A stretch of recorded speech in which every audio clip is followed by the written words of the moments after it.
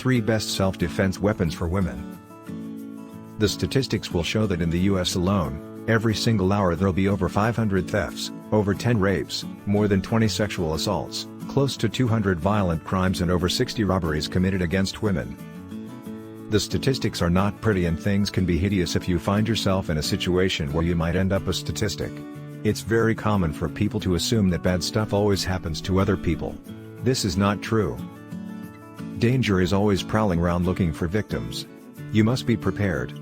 Mental preparation for a physical encounter is just as important as any physical preparation. In this video we'll look at 3 of the best self-defense weapons that all women should have. While having a firearm is fantastic if you know how to use one well, it does have its limitations. Most violent encounters happen very quickly and escalate very fast. The assailant closes up the distance between him and his victim as soon as he can. This is especially so for crimes against women, where most perpetrators believe that their brute strength can help them overpower women. Unfortunately, this is true in most cases. So, before you have time to use your firearm to scare away your potential attacker, they're already breathing down your neck. To make matters worse, in the event they wrench the firearm away from you, they can always use it against you and even end your life.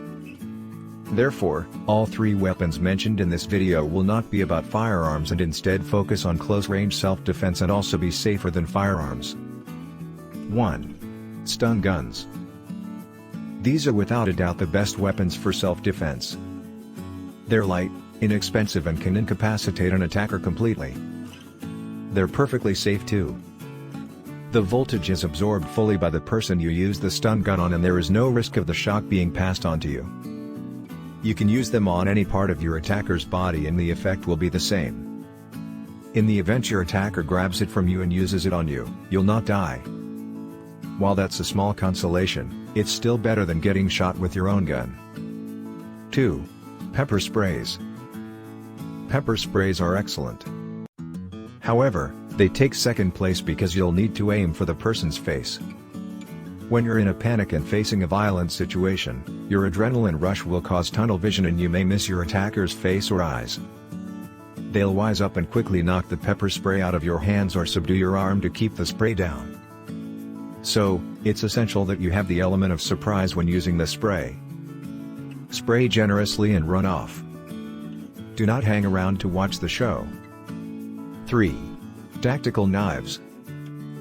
Tactical knives make it to 3rd place because it requires some skill to use. Of course, with a knife you can either stab or slash, unlike the previous 2 weapons. Stabbing always causes more damage than slashing. Ideally, you should have gone through some self-defense classes that trains you on knife attacks and defense.